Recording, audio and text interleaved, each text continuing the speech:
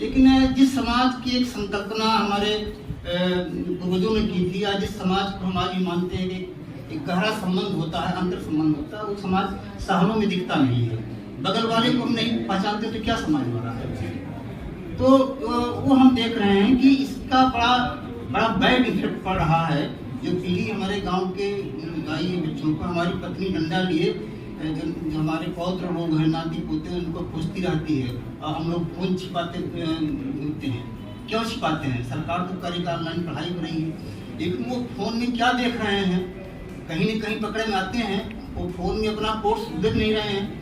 Phone में अच्छी से अच्छी चीज़ें हैं, खराब से खराब चीज़ें हैं। स्वाभाविक है कि जो कम उम्र का बच्चा है वो कोई गीता तो देखेगा नहीं, प्रेमचंद की कहानी पढ़ेगा नहीं स्मार्टफोन से। वो तो स्वाभाविक है कि जो खराब चीज़ें हैं वही देखेगा। एक बार देखना शुरू कर दिया तो चेन बन जाती है, फिर फोन वाला खुद ही दिखाने लगता है। तो इतनी सारी जो दिक्कतें आ रही, कैसे हल हुई?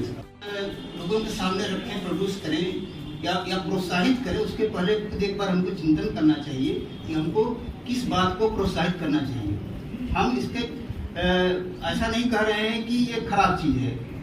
कोरोना टाइम में तो पढ़ाई लिखाई से हुई, लेकिन जो मैं देख रहा हूँ उसमें मैं देख रहा हूँ कि इसकी अच्छाई पकड़ने वाले अच्छाइयाँ पकड़ रहे हैं। लेकिन जो एक आपको बताया कि छोटी सी फिल्म बनाया उन्होंने, बढ़िया फिल्म बनाया। अगर वो फिल्म में संदेश परक है तो हमारे बीच में भाईचारा, प्रेम भाव या सामुदायिक सौहार्द या बड़ों का आदर करने वाली ऐसी फिल्में बनाए तो बढ़िया बात है। लेकिन स्मार्टफोन यूजर है, जो बच्चे हैं, किशोर हैं, ऐसी चीज़ें बनाते हैं। बनाइए कहाँ से? ज्ञान ही नहीं है उनको इल्म ही नहीं इसका किस तरह चीज़ बनाए। वो तो हमारे आपके अंदर आता है, वो बहुत मेच्योरिटी में आता है। तो थोड़ा सा इस पर समाजशास्त्री अध्ययन होना चाहिए और इस तरह के बीच में विद्वानों के बीच बहस भी होनी चाहिए।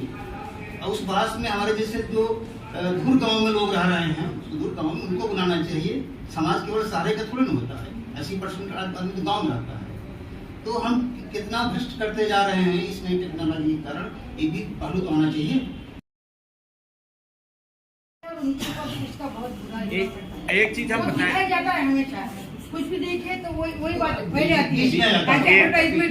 एक हमारी बात सुन लीजिए। मैं संचार का आदमी हूँ और मैं बहुत आदर से मैं बता रहा हूँ कि हमने जब 1985 के दौरान, 86 के दौरान, जब राजीव गांधी प्राइम मिनिस्टर थे और उन्होंने टीवी को लाना शुरू किया और इंदिरा गांधी ने 1982 में नॉन अलाइनमेंट मूवमेंट और एशियाड गेम के बहाने बड़ा बड़ा एंटीना लगाया था। हमने किसी को प्रशिक्षित नहीं किया था टेलीविजन देखने के लिए, हमने किसी को तैयार नहीं किया था और एक पाउच संस्कृति ले आए थे हम, और उस समय हमने ऑडियंस नहीं तैयार किया। गलती क्या हुई कि टेलीविजन का बुद्धू बक्शा हमारे घर में इस तरीके से स्थापित हुआ कि हम अनर्गल चीजें भी देख रहे थे उसमें। हमने टाइम किलिंग तब भी नहीं देखा और यही कारण है कि अब भी हम नहीं कर रहे हैं। किसी भी स्कूल के पाठ्यक्रम में ये नहीं है कि डाटा कैसे इस्तेमाल करोगे। बस डाटा का इस्तेमाल करके सबने ऑनलाइन एजुकेशन का सहारा तो लिया, लेकिन हमने कम्युनिकेशन की पढ़ाई कराई कहाँ? There is a lack of the media literacy. हम मीडिया लिटरेसी पर जाते ही नहीं है। मीडिया एजुकेशन तो है, मीडिया लिटरेसी नहीं है। आज हर के पाठ्यक्रम में, स्कूल के पाठ्यक्रम में हमें मीडिया लिटरेसी डालना पड़ेगा। हमें बताना पड़ेगा कि there are a media, web media, इसका हम कैसे इस्तेमाल करें, कौन सी साइट ऑथेंटिक है, कौन सी साइट खराब है, कौन आपको देगी और कल्चरली हम किसको करें। ये माइंडसेट तैयार करने की जरूरत है। हम किसी भी टूल को, किसी भी समय को, किसी भी सुविधा को दोष नहीं दे सकते हैं। इसलिए विज्ञान के बारे में तो हम उधर मोड़ सकते हैं ना। मैं सोशल मीडिया की बात ही नहीं कर रहा था, लेकिन आपका कहना आपका वाजिब है एकदम कि भ्रष्टता की ओर बढ़ी तो है पीढ़ी, लेकिन हम लाए कैसे? हम इसे रोक नहीं सकते। नहीं रोक नहीं सकते।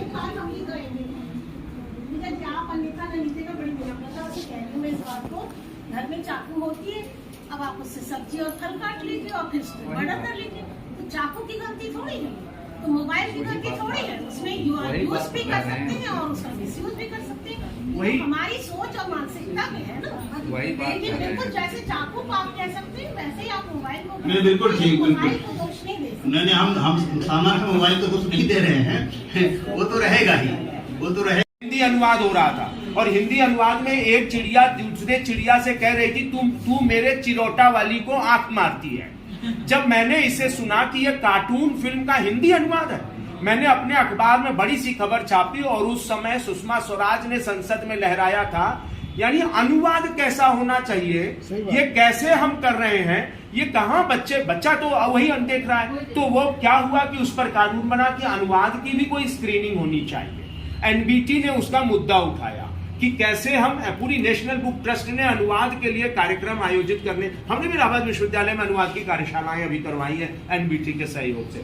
लिहाजा क्या है जो जितौरी जी कह रहे हैं, बहुत सही बात कह रहे हैं कि हम अपनी पीढ़ी को कैसे लाएं, लेकिन दोष ये है कि हमने उनके लिए कंटेंट क्या दिया। जो मैंने बात किया, हमने दिया ही नहीं है उन्हें कंटेंट, हमने बताया ही नहीं है रोचक तरीके से कि नमक कहां से आता है। हमने रोचक कहानियां, जो हमने कहा ना स्टोरी टेलिंग, जो हम कथानक कहते हैं, जो हम कहानी कहते हैं, वो देहात की औरत है ना कि एक रही राजा एक रही रानी, बहुत बड़ी वाली कहानी, हमरे मकान में कैसे आई पानी, ही बताओ तब हम जानी। तो चक्कर ये है कि हम बहुत दिनों से कहानी सुनाते चले आ रहे हैं। लिहाजा अब हमें चीजें सोचनी पड़ेंगी कि हम कैसे अपने पीढ़ी को तैयार करें, हम कैसे तैयार करें, और हमारी वो चीजें क्या ऑनलाइन है।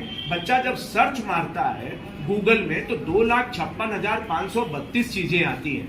आपकी चीजें होंगी तो प्रारंभिक में आपकी चीजें दिखाई दे जाएगी। जैविक अणु, हिंदी का विद्यार्थी बायोलॉजिकल पार्टिकल नहीं ढूंढता, वो लिखता है जैविक अणु, और जब जैविक अणु को खोजता है तो उसे जो है ना जीवन के उन अणुओं को सुझाया जाना चाहता है, दिखाई देता है जो अश्लील है। लिहाजा जैविक अणु पर हिंदी में कोई भी मैटर उपस्थित नहीं है। हम कहाँ हैं? हम विकिपीडिया पर अभी आप खोल लीजिए, विज्ञान परिषद के लिए एक पैरा लिखा हुआ है बस, और विज्ञान परिषद ने 110 साल में क्या एक पैरे का काम किया? हम विजिबल नहीं हो रहे हैं। लिहाजा मैंने जो बात कही थी, विजय जितौरी जी क्षमा, उनका तो कहना जो है वो अपनी चिंता जाहिर कर रहे हैं गांव में, लेकिन ये सही है कि हम इसके प्रसार को रोक नहीं पा रहे हैं। लिहाजा इसी बदमाश आदमी के साथ चलकर इसकी बदमाशी को कम करना हमारा बिल्कुल वैसे ही है जैसे विज्ञान का आप यूज भी कर सकते हैं और विज्ञान का मिस यूज भी कर सकते हैं। आप उससे क्रिएटिव काम भी कर सकते हैं, उससे मिसाइल बना के कर सकते हैं, तो विज्ञान का दोष नहीं है। कुछ नहीं, सामान्य किसान रहते, मजदूर रहते, लेकिन आज वो जेल में है, आज जेलों में है। तो ये जो अंधी दौड़ है स्मार्टफोन वाली, इस अंधी दौड़ का समाजशास्त्री प्रभाव क्या है, इस पर अध्ययन नहीं होता, कोई बोलता नहीं है। क्योंकि मैं समाजशास्त्र का भी विद्यार्थी रहा हूँ, मैं विज्ञान का भी विद्यार्थी रहा हूँ, और समाज